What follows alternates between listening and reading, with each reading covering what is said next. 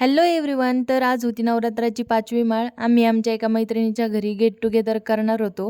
मी निघालेच होते, तेवढ्यात ह्या 2 जोगवा मागणाऱ्या काकू घरी आल्या.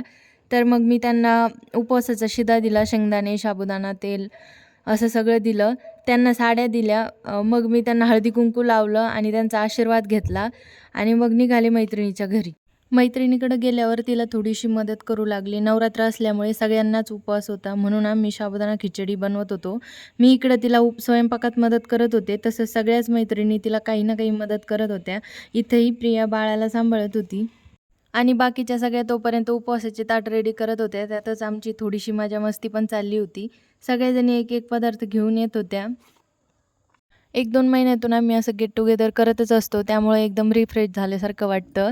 फराळ झाल्यानंतर लगेचच आम्ही 1-2 रील काढून घेतल्या. सगळ्या भेटल्या आणि रील काढलं नाही असं होऊच शकत नाही.